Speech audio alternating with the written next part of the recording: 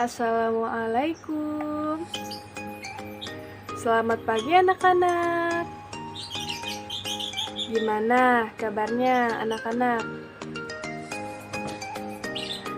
Alhamdulillah kalau baik. Mejanya belum beres. Ayo anak-anak bereskan dulu. Agar kelihatan rapi, nyaman, dan enak dipandang. Oh iya, sebelum masuk kelas, kita harus membersihkannya. Karena apabila kelas bersih, rapi, kita akan nyaman belajar di kelas dan akan jauh dari berbagai penyakit. Apalagi di masa pandemi seperti ini. Oh iya, tadi sebelum masuk sudah berdoa belum? Kenapa belum? Hayo. Lain kali sebelum kita belajar, kita biasakan berdoa dulu ya. Supaya dalam pembelajaran nanti, kita diberi kemudahan dan kelancaran dalam belajar. Ayo, sekarang kita berdoa terlebih dahulu. Berdoa dimulai. Ibu absen dulu ya. Anissa, Irfan Setiawan, Indra Kurniawan, Luki Supriyadi, Muhammad Idris Mulyadi, Muhammad Iqbal, Rika Aulia, Cinta Bella, Siti Nurhayati. Yang terakhir, Wardah ada tidak? Oh ada, masuk semua ya berarti. Ayo, anak-anak dibuka dulu bukunya halaman 16 ya. Halaman 16. Tentang operasi hitung pada bilangan caca. Siapa di sini udah baca bukunya di rumah? Bagus sekali. Ibu akan menjelaskan. Sudah dibuka semua belum? Kalau sudah, Ibu mulai ya. Ayo anak-anak semuanya harus mendengarkan ya, biar semuanya paham. Ibu akan menjelaskan pengertian dari bilangan caca. Apa sih bilangan caca itu? Ada yang tahu tidak? Iya, betul sekali. Bilangan caca adalah himpunan bilangan yang tidak negatif. Contohnya mulai dari 0, 1, 2, 3, 4, 5, dan seterusnya. Itu adalah bilangan caca. Berarti dimulai dari 0 ya anak-anak. Anak-anak, hari ini kita akan belajar sifat-sifat operasi hitung pada bilangan caca. Sifat-sifat ini berlaku untuk operasi penjumlahan dan perkalian. Tapi untuk pertemuan kali ini, kita fokuskan untuk operasi penjumlahan dulu ya. Sifat yang pertama yaitu sifat komutatif. Apa ya sifat komutatif itu? Ada yang tahu tidak? Ayo kalau ada yang tahu, tunjuk tangan. Nah iya, kamu bagus apa? Ada yang tahu? Sifat komutatif adalah sifat pertukaran. Pada sifat ini, penjumlahan dari dua bilangan akan memberikan hasil yang sama, walaupun kedua bilangan tersebut ditukar. Sifat komutatif hanya berlaku pada penjumlahan dan perkalian saja ya. Komutatif itu dibagi menjadi dua. penjumlahan A ditambah B sama dengan B ditambah A. Itu sifat komutatif penjumlahan. Yang perkalian, A dikali B sama dengan B dikali A. Itu sifat komutatif perkalian. Itu rumusnya ya. Untuk lebih jelasnya lagi, mari kita simak contoh berikut ini ya anak-anak. 7 ditambah 5. Nah, kan 7 ini ada di sebelah kiri. Kita pindahkan ke sebelah kanan. Sementara yang 5 ini kita pindahkan ke sebelah kiri. Sekarang kita tambahkan. 7 ditambah 5 sama dengan 12. 5 ditambah 7 sama dengan 12. Sama-sama 12 ya anak-anak. Jadi komutatif itu gampangnya pindah posisi. Paham gak anak-anak? Bagus kalau paham. Ibu bilangin sekali lagi ya. Sifat komutatif hanya berlaku pada penjumlahan dan perkalian saja ya. Berikutnya sifat asosiatif.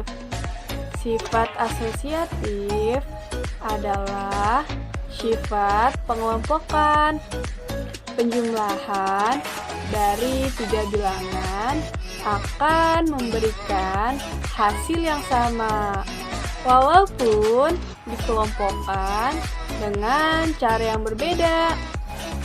Sifat asosiatif hanya berlaku pada operasi penjumlahan dan perkalian saja ya anak-anak. Sifat asosiatif seperti apa? Nah, seperti ini. Nah, sifat asosiatif dalam penjumlahan dan perkalian. Buka kurung, A ditambah B, tutup kurung, ditambah C sama dengan A ditambah buka kurung, B ditambah C, tutup kurung. Nah, itu sifat asosiatif penjumlahan ya anak-anak. Kemudian ada juga sifat asosiatif perkalian, yaitu buka kurung A dikali B tutup kurung dikali C sama dengan A dikali buka kurung B dikali C tutup kurung. Coba kalau mau lebih jelasnya, coba perhatikan contoh berikut ini ya Kak anak-anak. Dalam kurung 5 ditambah 2 ditambah 6. Nah, kita tinggal tulis juga 5 ditambah 2 ditambah 6. Tinggal kita pindahkan kurungnya. Yang tadinya ada di 5 tambah 2, kita pindahkan ke 2 ditambah 6. Oke. Sekarang kita kerjakan yang bagian ruas kiri. Kita kerjakan yang di dalam kurung dulu ya anak-anak. 5 ditambah 2 sama dengan 7 ditambah 6 sama dengan 13. Sekarang kita coba kerjakan ruas yang sebelah kanan. Ingat yang dikerjakan yang ada di dalam kurung dulu ya, yaitu 2 ditambah 6 hasilnya sama dengan 8. Kemudian ditambah 5 sama dengan 13. Selanjutnya sifat distributif. Sifat distributif adalah sifat penyebaran. Sifat ini berlaku pada operasi hitung perkalian dengan penjumlahan atau dengan pengurangan. Dan sifat ini hanya berlaku untuk operasi penjumlahan dan perkalian. Sifat distributif seperti ini. A dikali buka kurung B ditambah C tutup kurung sama dengan buka kurung A dikali B tutup kurung ditambah buka kurung A dikali C tutup kurung. Nah, ini adalah sifat distributif. Selanjutnya, sifat distributif pada pengurangan.